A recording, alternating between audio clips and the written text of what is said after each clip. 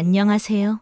요즘 날이 많이 더워졌죠. 이맘때쯤이면 원래는 여름 휴가 어디 갈지 계획 세우고 그랬는데 요즘은 그럴 마음도 안 생기네요. 몸도 마음도 괜히 지쳐서 그런 건지 아님 사람 때문에 그런 건지 오늘 이야기를 들으며 나도 그랬다 싶은 순간이 있다면 구독과 좋아요 그리고 여러분의 댓글로 함께 공감해 주세요. 그럼 오늘 제 얘기 좀 들어보실래요? 저는 경기도 안산에 사는 59살 윤말숙이라고 합니다. 남편 박준태랑은 27에 결혼해서 벌써 32해를 넘게 살았네요. 그동안 남편 뒷바라지하고 딸 하나 키우고 시댁 살림까지 도맡아 하면서 정신없이 살았죠. 젊을 땐 준태 씨가 그래도 성실한 사람이었어요. 새벽같이 출근해서 늦게 들어오고 월급 꼬박꼬박 갖다 주고 남 보기엔 든든한 가장이었죠. 근데 퇴직하고 나니까 사람이 완전히 달라졌달까요. 하루 종일 집에 붙어만 있으면서 아침은 뭐야? 밥 안 줘? 이 소리를 하루에도 서너 번 들어요. 그러다 못 참겠어서 소리쳤어요.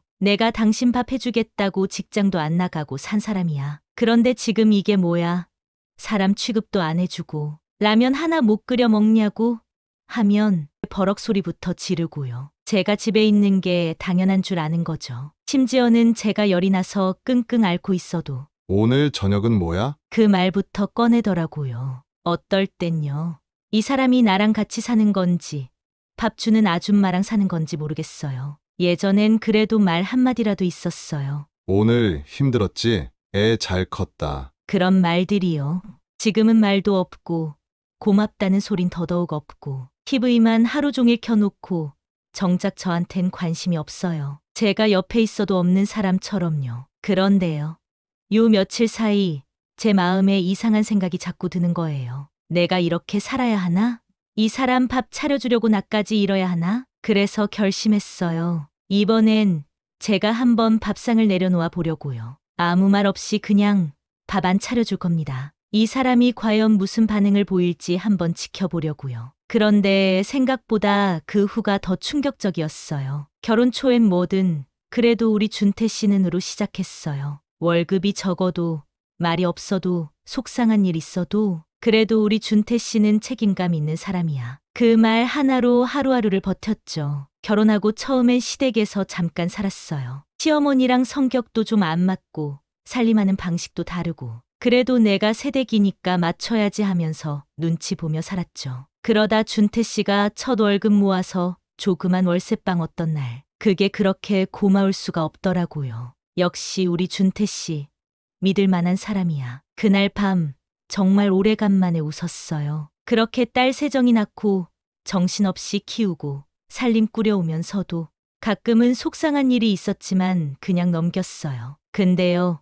갱년기 지나면서부터 자꾸 눈물이 나더라고요. 별일도 아닌데 울컥하고 아침에 일어나면 한숨부터 나와요. 그럴 때마다 준태 씨는 꼭 그래요. 감정 조절이 그렇게 어려워. 하루 이틀도 아니고 왜 이렇게 예민하냐고. 그 말 들으면 진짜 서러움이 확 올라와요. 감정 기복이 내가 하고 싶어서 하는 줄 아나? 내가 일부러 힘들고 우울하고 그런 줄 아냐고요. 마음이 덜컥 내려앉아요. 그 사람은 몰라요. 내가 몇십 년을 어떻게 살아왔는지를요. 나는 매일 똑같은 하루를 반복하면서 사람 구실은커녕 나란 사람이 사라지는 기분으로 버텼어요. 근데 그 사람은 내가 왜 힘든지, 왜 예민해지는지, 왜 점점 말이 없어지는지 궁금해하지도 않아요. 그저 밥은 나와야 하고 반찬은 있어야 하고 자기 하루는 편안해야 된다는 것만 생각하죠. 저는 지금까지 그저 밥하는 기계였던 것 같아요. 남편도 딸도 아무도 제가 지치고 있다는 걸 몰라요. 아니, 모르는 척 하는 거겠죠. 딸은 가끔 전화로 이래요. 엄마, 아빠도 갑자기 직장 그만두시고 힘드실 거야. 조금만 이해해드려. 그 말 듣는 순간 피가 거꾸로 솟는 줄 알았어요. 내가 언제 안 이해했니? 내가 무슨 놈의 이해를 몇십 년을 하고 있는데. 내 마음은 왜 아무도 이해 안 하냐? 혼잣말로 중얼거리다가 눈물이 왈칵 쏟아졌어요. 이렇게 살다간 진짜 제 자신이 사라질 것 같았어요. 나라는 사람이 그냥 밥 차리는 아줌마로만 끝나버릴 것 같았어요. 그래서요. 이번엔 한번 제대로 보여줄 겁니다. 밥 안 해주면 이 집이 어떻게 돌아가는지, 내가 없으면 이 사람 라면 하나 제대로 못 끓인다는 거. 그래서 이제부터는 저도 나를 위해 살 거예요. 요즘은 아침에 눈 뜨는 것부터 부담이에요. 눈만 떴다 싶으면 아침 뭐야? 라는 그 사람 목소리가 먼저 들려요. 마치 내가 알람이라도 되는 것처럼요. 처음엔 그냥 몸이 힘든 건 줄 알았어요. 그런데 어느 순간 저 사람 목소리만 들어도 숨이 막히는구나 싶은 날이 오더라고요. 그날도 그랬어요. 일어나기 싫어서 이불을 뒤집어 쓰고 누워 있는데 밥 안 해? 오늘 미역국 먹고 싶네. 한마디 투. 감정도 없고 고맙단 말도 없고 일어나 밥을 차리면서 내가 왜 이러고 있지 싶은 생각이 자꾸 들었어요. 그날따라 미역국 끓이는 물이 유난히 느리게 끓더라고요. 점심때는 더했어요. 남편은 리모컨 들고 소파에 누워서는 라면이나 하나 끓여줘. 얼큰하게. 자기 손으로는 절대 안 해요. 물조차 안 끓이려고 해요. 당신 손은 없어? 제가 짜증 섞인 목소리로 말했더니 그 사람 눈길도 안 주고 말하더라고요. 하루 종일 집에 있으면서 그것도 귀찮냐? 나는 평생 밖에서 고생했잖아. 그 순간 속에서 무언가 확 끓어오르는 게 느껴졌어요. 그래, 당신은 밖에서 일했지. 근데 난 뭐 했는데? 당신 밥 차려준다고 내일 내 인생 다 놓고 산 사람인데 그건 고생 아니야? 그 사람은 대답도 안 하고 TV 소리만 키웠어요. 그 장면 지금도 잊히질 않아요. 그날 저녁 복례 언니네 집에 갔어요. 혼자 사는 언니는 퇴근하고 돌아와 혼밥을 차리며 말했어요. 말수가, 너는 너무 착해. 그놈 밥을 왜 계속 차려줘? 언니 그래도 사람이라는 게 밥을 안 해줄 순 없잖아. 왜 못해? 안 해도 돼. 한 끼 굶어봐야 정신 차리지. 밥 안 나오면 얼마나 불편한지 느껴야지. 그 말이 머릿속에 계속 맴돌았어요. 진짜. 나도 한번 밥 안 해볼까? 그래. 한 끼라도 굶겨보자. 밥이 안 나오면 이 집이 어떻게 돌아가는지 알아야지. 그러면 내 소중함을 한 번이라도 느낄까? 다음 날 아침 일부러 늦게 일어났어요. 부엌에 안 갔죠. 누워서 가만히 있었어요. 그 사람이 방문 열고 퉁명스럽게 물었어요. 밥 안 해? 뭐야? 오늘은 늦잠이야. 말도 안 하고 눈만 마주쳤어요. 그 사람은 인상 한번 찡그리고 방문 닫고 나가버렸어요. 그게 다였어요. 냉장고 문 여는 소리, 국 데우는 소리 아무것도 안 나요. 그냥 조용했어요. 그게 더 소름 끼쳤어요. 아, 이 사람은 배고프면 알아서 뭘 해먹는 게 아니라 그냥 참고 넘기면 그만인 사람인가 보다. 정말로 그게 전부였어요. 딸 세정이한테 전화를 걸었어요. 세정아, 엄마는 그냥 밥 차리는 기계야. 네 아빠는 왜 그렇게 사람이 정이 없냐? 같이 하루 종일 붙어 있는데 눈 마주치는 일도 없고 밥은 당연히 나오는 건 줄 알고. 근데 그 애가 그러더라고요. 엄마, 아빠도 갑자기 집에만 있으니까 답답해서 그래. 좀만 참아줘. 아빠도 힘들어. 그냥 엄마가 좀 이해해주면 안 돼? 엄마가 좀 예민해진 거 아니고? 그 말에 말문이 턱 막혔어요. 내가 힘들다고 말했을 뿐인데 예민하다고 참으라고. 딸도 남편도 아무도 내 마음을 몰라요. 내가 무너져가고 있다는 걸 몰라요. 아니, 알면서 외면하는 거겠죠. 그날 밤 혼자 앉아 있는데 눈물이 줄줄 흘렀어요. 그렇게 울다가 결심했어요. 밥상 파업이다. 이제 그 사람 라면 하나라도 자기 손으로 끓여 먹게 해봐야겠어. 이제 나도 내 인생 좀 살자. 밥 안 해준다. 한번 굶어봐라. 진짜. 아침 8시. 거실에서 텔레비전 소리가 들려왔어요. 정확히 뉴스 시작할 시간. 저 사람이 일어나면 항상 TV부터 켜거든요. 저는 이불을 덮은 채 그대로 누워 있었어요. 문을 열고 나갈 기운도 없었어요. 밥 안 해주겠다고 마음먹은 다음 날이었죠. 얼마 지나지 않아 방문이 벌컥 열렸어요. 말숙 씨, 안 일어나? 밥은? 전 대답도 안 했어요. 어제도 그렇고 요즘 왜 이래? 어디 아파? 그 말에 너무 어이가 없어서 고개를 돌렸어요. 아프단 말 한마디라도 한 적 있어요? 그럼 왜 밥을 안 해? 나도 쉬고 싶어서 그래요. 나도 사람인데 쉬면 안 돼요? 그 사람은 말없이 문을 닫고 나갔어요. 이젠 뭐 물어보는 것도 설명하는 것도 다 지쳤어요. 점심쯤 되니까 부엌에서 뭔가 뒤적거리는 소리가 났어요. 냉장고 문 열고 라면 꺼내고 후라이팬 찾고 근데 아무리 봐도 물은 안 올리는 눈치였어요. 그러더니 말도 없이 제 방문 앞에서 말했어요. 라면, 냄비 뚜껑 어딨어? 그 말에 저도 모르게 피구슴이 났어요. 뚜껑 없어도 끓여 먹잖아. 당신은 그걸 꼭 물어봐야 돼? 아니, 그냥 어디 있는지 모르니까 물어본 거잖아. 뭔가 좀 해보겠다는 말은 없고 꼭 저한테 한마디씩 물어보는 식이에요. 자잘한 것까지 당연히 내가 다 챙겨줘야 한다는 듯한 그 태도. 그 순간 너무 서글펐어요. 나는 그냥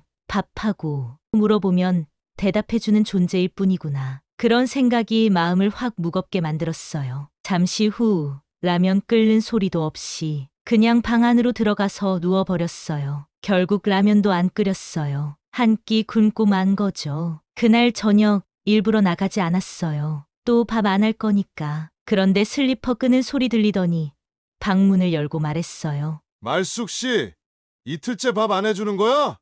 안 해. 이건 좀 아니지 않냐? 뭐가 아니에요? 집에 있는 사람이 집안일은 해야 될 거 아니야? 당신은 퇴직했잖아요. 지금 집에 있는 건 당신도 마찬가지예요. 그 사람 인상을 확 구기며 말하더라고요. 내가 밖에서 몇십 년을 벌어다 준 사람인데 이제 와서 나보고 밥 차리라는 거야? 아니, 내가 지금 그 말 한 거 아니에요. 당신은 내 고생은 안중에도 없잖아요. 나도 서운하고 지쳤다고요. 그 순간 그 사람이 말했어요. 그럼 차라리 말을 하지 그랬어? 그냥 조용히 밥 안 하고 이게 뭐 하는 짓이야? 그 한마디에 이 사람은 나랑 대화를 하려는 게 아니구나. 그 생각이 뇌리를 치고 지나갔어요. 내가 조용히 있었던 이유가 뭔지 알아요? 당신은 말해도 듣질 않으니까. 당신은 내 말 귀에 안 들어온다고 했잖아요. 내가 말한 게 다 잔소리라며. 그 사람은 말문이 막혔는지 조용해졌어요. 하지만 그 침묵이 따뜻한 건 아니었어요. 그냥 무관심, 그냥 포기. 그 표정이 더 서러웠어요. 그날 밤 방에서 혼자 앉아 있는데 문득 든 생각이 있었어요. 이 사람은 나한테 아내로서 뭘 기대하는 거지? 밥을 차려주고 빨래해주고 웃어주고 그 모든 게 내 몫이었고 지금도 당연한 일인 거야? 휴대폰을 보니 복내 언니한테 메시지가 와 있었어요. 말수가 오늘 밥 안 해줬다며? 잘했어. 계속 그렇게 해. 안 그러면 너만 바보 되는 거야. 그 문자 보는데 눈물이 났어요. 나를 이해해주는 사람은 피 한 방울 안 섞인 그 언니 하나뿐이라는 게 너무 씁쓸했어요. 그 다음 날 아침 또 밥 안 했어요. 그 사람은 말도 없이 집을 나갔고요. 어디 가는지도 안 물어봤어요. 나도 안 궁금했어요. 그 사람 없는 집 참 조용하더라고요. 그런데 그 고요함이 이상하게 편했어요. 혼자 있어도 누가 곁에 있어도 내가 이렇게 외로울 수 있구나. 그걸 처음 알았어요. 그날 저녁 부엌에 앉아 찬밥에 물 말아 조용히 먹고 있는데 태준 씨가 슬그머니 다가와요. 내일 우리 점심 먹으러 나가자. 내가 맛있는 걸로 사줄게. 갑작스러운 제안에 순간 멍했지만 마음 한쪽이 살짝 풀리는 느낌도 들었어요. 그래도 이렇게 말이라도 꺼내주는 게 어디야. 그렇게 둘 사이엔 어색하지만 잠깐의 정적이 흘렀고 저녁은 조용히 마무리됐어요. 그 다음날 아침 세정이한테 전화가 왔어요. 엄마, 아빠가 오늘 점심에 회사 사람들하고 식사하러 간다고 했는데 같이 가기로 한 거 아니었어? 순간 머릿속이 하얘졌어요. 뭐야? 나랑 점심 먹자며. 그게 나한테 한 말이 아니었어? 당황해서 물었어요. 그게 무슨 말이야? 엄마랑 먹기로 했다고 했잖아. 세정이는 대답했어요. 몰라. 아빠가 회사 단톡방에 점심 약속이 있다고 올렸대. 회사 선배랑 간다던데 엄마 얘기는 없었어. 이게 무슨 일이지? 전날 나한테는 맛있는 밥 사주겠다더니 알고 보니 정작 다른 사람과 점심 약속을 잡아둔 거야? 가슴이 쿵 내려앉았어요. 그 말 빈말이었구나. 그냥 상황 모면하려고 던진 말이었구나. 마음속에서 뭔가 허탈하게 무너지는 소리가 들리는 것 같았어요. 다시금 배신당한 기분. 괜히 기대했던 내가 더 싫었어요. 그날 저녁 그는 아무렇지 않게 집에 들어왔어요. 밥 안 했어? 그 말에 순간 숨이 턱 막혔어요. 오늘 누구랑 점심 먹었어요? 그 사람은 순간 움찔하더니 시선을 피하며 말했어요.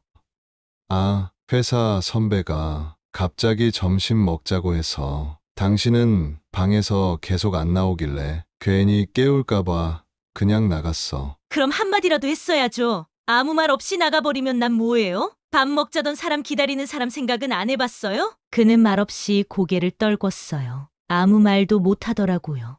그게 나를 위하는 방식이에요? 말이라도 똑바로 했으면 내가 이렇게 허탈하지는 않았을 거 아니에요. 당신한텐 난 그냥 상황 피하려고 달래야 할 대상일 뿐이지. 정말 함께 뭔가를 하고 싶은 상대는 아닌 거잖아요. 그는 여전히 대꾸하지 않았고 거실로 가서 TV를 켰어요. 그 장면 너무 익숙해서 더 아팠어요. 서운함을 넘어서 깊은 체념이 밀려왔어요. 잠시 후 복내 언니한테서 메시지가 왔어요. 말수가, 내가 볼 땐 태준 씨, 네 마음에 관심 없어. 너만 계속 다독이면서 참는 거야. 그 말을 보고 가슴이 더 답답했어요. 이젠 누구한테도 내 얘기를 못하겠더라고요. 딸에게 말하면 아빠 입장도 이해하라고 하고 언니에겐 반복되는 하소연이 부끄럽고 그날 밤 혼자 앉아 벽을 바라봤어요. 아무 소리도 들리지 않는 집안. 그 침묵 속에서 한 가지 결심이 들었어요. 이대로는 안 되겠다. 다음은 내가 먼저 뭔가를 바꿔야겠다. 이대로 있다가는 나만 없어질 것 같았어요.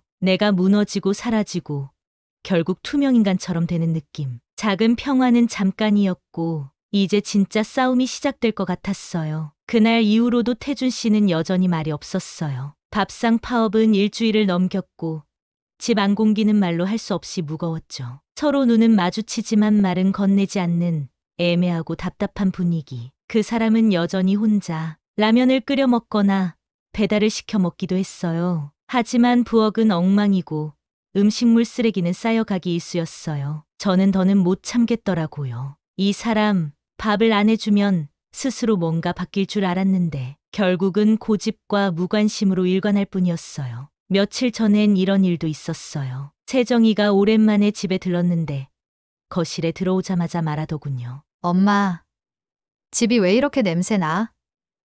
음식물 쓰레기 버리긴 해? 그 순간 얼굴이 화끈거렸어요. 태준 씨는 아무 말 없이 TV만 보고 있었고 채정이는 저를 쳐다보며 짧게 한숨을 쉬었어요. 엄마, 요즘 너무 무기력해 보여. 괜찮아? 그 말에 웃음도 나지 않더라고요. 괜찮지 않아. 하루하루가 너무 힘들어. 네 아빠는 지금도 밥이 나오길 기다려. 내가 아무것도 안 하고 있는데도 말이야. 채정이는 난처한 얼굴로 하지만 조심스럽게 말했어요. 아빠도 퇴직하고 나서 적응이 안 되는 거 아닐까? 엄마가 너무 차갑게 하니까 더 위축된 것 같기도 하고. 그 말에 순간 목이 콱 막혔어요. 채정아, 네가 지금 나한테 그 말을 할 입장이야? 나는 지금 수십 년을 한 남자 뒷바라지하면서 산 사람이야. 근데 지금 와서 내가 너무하다고? 네 아빠가 나한테 어떻게 대하는지는 보이지도 않아? 딸과의 대화마저 벽처럼 느껴졌어요. 그날 밤 저는 거실에 앉아 텔레비전도 켜지 않고 한참을 앉아 있었어요. 어느 순간 창밖을 봤더니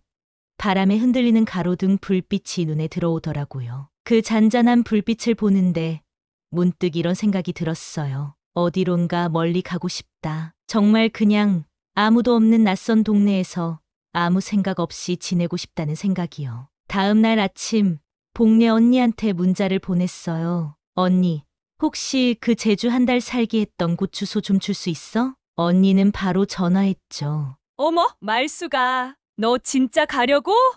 완전 잘 됐다. 거기 공기 좋고 사람들 순하고 너 딱이야. 그 통화를 끊고 나서 한참을 방 안에 앉아 있었어요. 짐을 싸진 않았어요. 하지만 제 마음은 이미 그곳에 가 있더라고요. 그날 저녁 태준 씨는 언제나처럼 말없이 집에 들어와 식탁 위에 놓인 빈 반찬통을 보고 한숨을 쉬었어요. 저는 조용히 말했어요. 나 잠깐 동안 집 떠날 생각이야. 그 사람은 놀란 눈으로 저를 쳐다봤어요. 어디 가? 그냥 나도 좀 쉬고 싶어서. 나 혼자만 생각하는 시간. 그런 거. 갑자기 왜 그래? 갑자기 아니야. 난 계속 이 집에서, 이 삶에서 무너지고 있었어. 당신은 그걸 몰랐던 거고. 그 사람은 대꾸하지 않았고 대신 조용히 자리에서 일어났어요. 이제 곧 큰 결심을 해야 할 때가 다가오고 있었어요. 하지만 아직은 이 마음의 결심을 다지기 위한 시간이 필요했어요. 지금 이대로는 못 산다. 그 생각이 너무도 분명해졌거든요. 이건 끝이 아니라 시작이었어요. 정말 중요한 싸움이 이제 곧 시작될 거란 예감이 들었어요. 제주에 도착한 첫날 밤, 게스트하우스 작은 방 침대에 앉아 창밖을 바라봤습니다. 잔잔한 파도 소리, 시원한 바람, 익숙하지 않은 적막함. 낯설지만 이상하게 편안한 이 고요함 속에서 내가 얼마나 지쳐 있었는지를 다시금 깨달았죠. 그러나 편안함은 오래가지 않았습니다. 이틀째 되는 날 아침, 세정이에게 전화가 걸려왔습니다. 엄마, 아빠 왜 이러는 거야? 나한테 계속 전화해서 엄마 어디냐고. 왜 연락 안 받냐고 난리야. 세정아, 엄마 그냥 혼자 좀 있고 싶어서 내려온 거야. 아빠한텐 말 안 했으면 좋겠어. 세정이의 목소리엔 혼란이 섞여 있었습니다. 근데 아빠가 완전 패닉이야. 밥도 안 먹고 어제는 김치 냄새도 못 맡겠다고 하더라. 엄마가 김치찌개 해줘야 밥이 넘어간대. 저는 쓴웃음을 지으며 대답했죠. 그동안 나는 밥 넘어가든 말든 관심도 없었으면서 이제 와서 무슨 김치찌개야. 하지만 그 말 뒤엔 설명할 수 없는 씁쓸함이 묻어났습니다. 그렇게 며칠이 지나고 태준 씨의 전화가 울렸습니다. 받아야 하나 망설이던 끝에 결국 받았습니다. 여보, 어디야? 나 진짜 미치겠어. 왜 아무 말도 없이 나간 거야? 말해봤자 소용없잖아요. 난 항상 벽에 대고 말하는 기분이었어요. 내가 잘못했어. 밥 차려달란 말 안 할게. 그냥 돌아와줘. 그 말에 목이 메었지만 참았습니다. 당신이 나한테 뭐가 필요한지는 알겠어요. 근데 내가 뭘 원하는지는 단 한 번도 물어본 적 없잖아요. 통화는 그대로 끊겼고 그날 밤 혼자 바닷가를 걸었습니다. 쓸쓸함이 발끝을 적실 때쯤 한 통의 문자 메시지가 도착했습니다. 그래, 잘했어. 이제라도 나와서 숨 쉬어야지. 혼자 살면 생각도 정리되고 뭐가 중요한지도 보일 거야. 나도 그랬거든. 메시지를 보며 문득 지난 몇 달을 떠올렸습니다. 혼잣말처럼 입을 열었죠. 나 진짜 너무 오래 참았지. 웃으며 밥하고 빨래하고 그러면서도 늘 혼자였어. 그 순간 게스트하우스에서 만난 60대 여성 여행자 하나가 옆에 앉아 말했습니다. 나도 그랬어요. 남편 퇴직하고 매일 밥 해주고 TV 틀어놓고 그러다 병났잖아요. 여긴 그런 여자들 꽤 와요.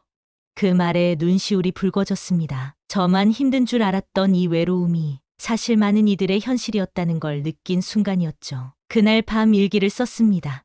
이제 다시는 나를 무시하는 공간으로 돌아가지 않을 거야. 밥상이 아니라 내 인생을 차리는 중이야. 그날 밤 게스트하우스 조용한 방 안에서 하루 종일 묵혀둔 감정들을 글로 풀어냈습니다.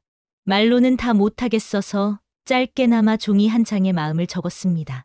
서울로 올라가면 직접 전할 수 없을 것 같아서 남편에게 건넬 작은 편지를 준비한 것이었습니다. 여보, 나 당신 원망 많이 했어요. 근데 지금은 조금은 이해도 해요. 우리가 너무 오래 서로에게 기대기만 했던 것 같아요. 나 이제 다시 내 인생을 살아보려 해요. 당신도 당신 인생 좀 살아봐요. 밥상은 이제 내가 아닌 당신이 차릴 시간이야. 편지를 다 쓰고 난 뒤 괜히 울컥해서 창밖을 오래도록 바라봤습니다. 내가 도망가는 게 아닐까 하는 마음도 들었지만 이대로 돌아가면 또 똑같을 거란 걸 알았습니다. 제주에서의 며칠은 나를 일깨웠습니다. 내가 얼마나 지쳐 있었는지, 내 안의 고요함이 얼마나 오랫동안 무시되어 왔는지를. 며칠이 지난 어느 날 세정이가 전화를 걸어왔습니다. 엄마, 거기서 잘 지내? 바다도 좀 보고 찻집도 가고 그래? 응. 아침엔 바닷바람 맞으며 산책도 하고 왔어. 마음이 조금씩 가라앉고 있어. 세정이는 잠시 망설이더니 조심스럽게 말을 꺼냈습니다. 엄마, 아빠가 요즘 좀 이상해. 왜? 혼잣말도 많아지고 자기 반성도 하고 엄마한테 너무 미안하대. 나는 조용히 대답했습니다. 미안하다는 말이 너무 늦었어. 나도 이제는 내 삶을 살고 싶어. 나는 말없이 창밖 바다를 바라봤습니다. 그 말, 그 사람 입에서 나오기까지 오래 걸렸네. 세정이는 덧붙였습니다. 혼자서 김치찌개 끓여봤는데 너무 밍밍하다고 그러더라고. 엄마가 해준 그 맛이 안 난다고 투덜거리면서도 그리워하는 눈치였어. 나는 작게 웃으며 말했습니다. 그래, 나 없이도 밥은 먹고 살아야 하니까. 그게 진짜 시작이야. 엄마, 혹시 거기 오래 있을 거야? 글쎄, 아직은 모르겠네. 나를 좀 더 들여다보고 싶어서. 밤이 되자 복례 언니한테 문자가 하나 왔습니다. 말수가 잘하고 있어. 진짜 너를 위해 사는 시간이 필요했던 거야. 나는 답장을 보냈습니다. 언니, 나 이제 집에 가도 예전처럼은 안 살 거야. 나도 내 밥상 차리며 살래. 그날 밤 작은 카페에 들러 핸드폰 메모장을 열었습니다. 거기엔 내가 하고 싶은 것들이 적혀 있었고 그 중에 하나가 눈에 들어왔습니다. 한 달 살기 끝나면 요리 수업 들어보기. 내가 남을 위해서가 아니라 나를 위해 요리하는 법을 배우고 싶었습니다. 사랑받기 위해 밥을 하는 게 아니라 내가 맛있는 걸 먹고 싶어서 요리하는 거. 이제는 다시 누군가의 기분을 맞추기 위해 내 감정을 숨기지 않을 거예요. 나도 나를 소중히 여길 거니까. 집으로 돌아가는 비행기표는 아직 예매하지 않았습니다. 조금 더 있다 갈래. 그래, 이번에는 진짜 내 인생을 살아보는 거야. 그리고 그 시각, 서울의 그 사람은 서울 집에 돌아오지 않는 아내를 기다리던 저는 처음으로 집안일이라는 걸 해보기 시작했습니다. 말수기가 없던 첫날엔 그냥 대충 굶고 넘겼고, 둘째 날엔 라면을 끓여봤지만 면은 퍼지고 국물은 밍밍했습니다. 세 번째 날엔 배달앱을 깔아보려 했는데 카드 등록부터 막혔습니다. 세정이에게 전화를 걸어 도와달라고 했지만 엄마한테 좀 배웠어야죠 라는 말만 돌아왔습니다. 혼자 남겨진 집은 시간이 갈수록 점점 더 어지러워졌습니다. 세탁물은 바구니에 산처럼 쌓였고 화장실 휴지는 다 떨어졌으며 김치는 시어 냄새가 진동했습니다. 설거지는 싱크대 위에 층층이 포개져갔고 며칠 전 무친 된장 국물은 이제는 옷감 속에 배어들었습니다. 그동안 당연하게 여겼던 집안의 질서와 정리는 사실 아내의 손길 덕분이었음을 하나하나 깨닫게 되었습니다. 어느 날 아침 습관처럼 식탁에 앉아 있었는데 아무도 밥상을 차려주지 않는다는 사실이 새삼스레 느껴졌습니다. 냉장고 문을 열었지만 뭘 어떻게 꺼내야 할지도 몰랐습니다. 결국 찬물에 말아 신김치로 끼니를 때우고 나서야 그동안 말숙이가 해준 밥 한 끼의 소중함을 실감했습니다. 며칠이 지나고 외출복을 찾으려던 저는 옷장에서 말숙이가 접어놓은 셔츠 한 장을 꺼냈습니다. 그 셔츠 소매 끝엔 미처 다려지지 않은 자국이 있었고 저는 괜히 그 자리를 손으로 매만지며 혼잣말을 중얼거렸습니다. 왜 그땐 그렇게 차갑게 굴었을까? 딸 세정이가 전화를 걸어왔습니다. 아빠, 엄마 서울에 왔다 갔어요. 저랑 커피 한 잔 하고 가셨는데 집엔 안 들르셨어요. 굳이 꺼내지 않아도 될 말을 먼저 해버렸습니다. 그래? 기분은 어떻던데? 담담했어요. 근데 그 담담함이 더 아프더라고요. 아빠, 엄마는 아빠가 조금이라도 변할 수 있을까봐 한참을 기다렸던 것 같아요. 그 말이 머리를 울렸습니다. 이제라도 내가 뭔가 할 수 있을까? 아니면 너무 늦어버린 걸까? 그날 밤 저는 처음으로 진지하게 집안일이라는 걸 해보려 했습니다. 세탁기 앞에서 설명서를 꺼내들고 한참을 들여다봤고 세제를 너무 많이 넣어 세탁기 안에 거품이 가득 찼고 급하게 멈추느라 진땀을 뺐습니다. 청소기를 돌리다 전선을 발에 감고 넘어졌고 설거지를 하다 유리컵을 깼습니다. 모든 게 어설펐고 느렸고 힘들었습니다. 하지만 그 고단함 속에서 아내가 지켜냈던 삶의 무게를 조금씩 이해하게 되었습니다. 어느 날 작은 냄비에 라면 하나를 끓였습니다. 이번엔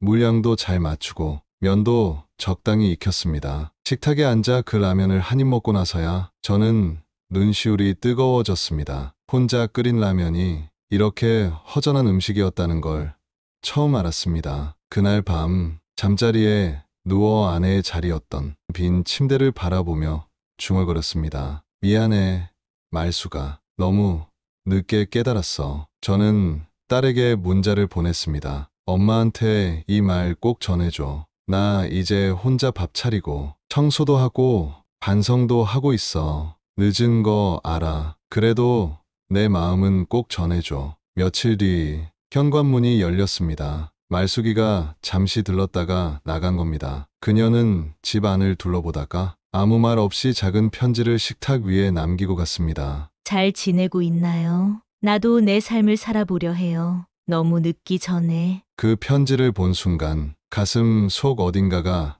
털썩 주저앉는 기분이었습니다. 그녀의 단정한 글씨를 한자 한자 들여다보며 저는 편지를 가만히 접어 지갑 속에 넣었습니다. 그리고 그날 세탁을 마친 셔츠를 옷걸이에 가지런히 걸고 거실을 정리하고 냉장고에 신선한 채소를 채워 넣었습니다. 그 모든 행동이 아내에게 보내는 나름의 답장이었습니다. 지금부터라도 나도 배워볼게. 나도 누군가에게 따뜻한 밥 한 끼를 줄 수 있는 사람이 돼볼게. 이제야 인생의 진짜 숙제를 받아든 기분이었습니다. 지금은 어디쯤일까? 아내는 아마 서울 어딘가에서 조용히 자신만의 시간을 보내고 있겠지. 그리고 그 무렵 말숙 씨는 게스트하우스를 나와 서울로 돌아온 저는 바로 집으로 가지 않았습니다. 중간에 합정역 근처 예전에 자주 가던 찻집에 들렀습니다. 낡은 의자에 앉아 창밖을 보며 제 마음이 어떤지 확인하고 싶었습니다. 준비가 되면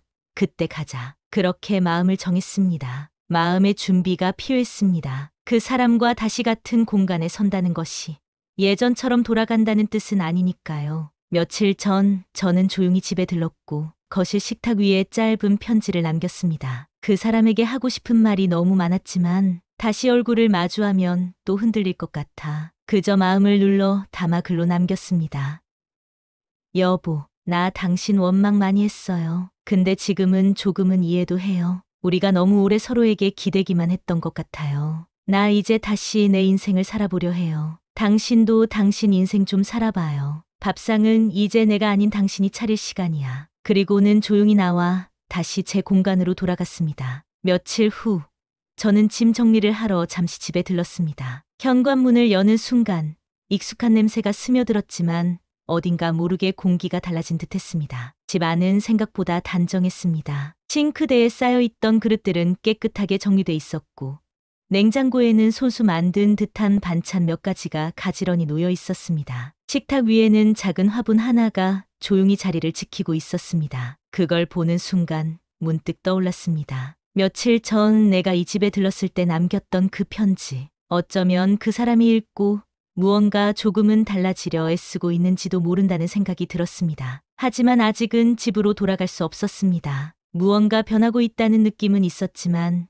제 마음속엔 아직 정리되지 않은 것들이 남아 있었기 때문입니다. 저는 다시 작은 다이어리를 꺼내 들었습니다. 내가 하고 싶은 일들, 요리 수업, 글쓰기 모임, 조용한 숲길 산책, 그리고 혼자 영화 보러 가기까지. 버킷리스트는 화려하지 않았지만 그 어느 것보다 저를 설레게 했습니다. 하나씩 실천해 보았습니다. 요리 수업 첫날, 수업이 끝나고 돌아오는 길에 혼자 국밥집에 들어가 따끈한 순댓국을 먹었습니다. 김이 모락모락 피어오르던 그 그릇 앞에서 저는 혼자서도 충분히 따뜻할 수 있다는 걸 느꼈습니다. 그리고 문득 그 사람도 지금 어딘가에서 새로운 하루를 살고 있으리란 생각이 들었습니다. 어쩌면 서로를 향한 미안함과 그리움을 바로잡을 수는 없을지 몰라도 각자의 삶을 살아가는 방법을 배우고 있다면 그것도 하나의 사랑의 형태겠지요. 한 달쯤 지났을 무렵 재정이가 웃으며 말했습니다. 아빠가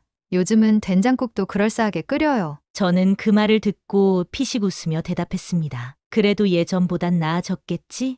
재정이는 조용히 고개를 끄덕였습니다. 많이요. 그 대답이 그렇게 따뜻하게 들릴 줄은 몰랐습니다. 그날 밤 저는 다시 다이어리를 펼쳤습니다. 내가 나를 사랑하는 법을 배우는 중 언젠가 우리가 다시 마주 앉을 수 있다면 그땐 밥상에 감정 대신 미소를 올릴 수 있길, 서로를 탓하기보다 서로를 이해하는 사람이 될 수 있길, 그것이 우리가 지나온 시간을 헛되게 하지 않는 길이라 믿습니다. 어떤 이별은 다시 사랑하기 위한 연습일 수도 있으니까요. 이제는 누군가의 그림자가 아닌 나 자신의 이름으로 살아가려 합니다. 혹시 지금 누군가를 위해 모든 걸 감내하고 있는 분이 있다면 조금만 자신의 마음도 챙겨보시길 바랍니다. 누구에게나 각자의 속도로 살아가는 시간이 필요한 법이니까요. 저는 이제야 제 속도를 조금씩 찾아가고 있습니다. 지금껏 제 이야기를 들어주셔서 감사합니다. 구독과 좋아요, 댓글로 응원해주세요.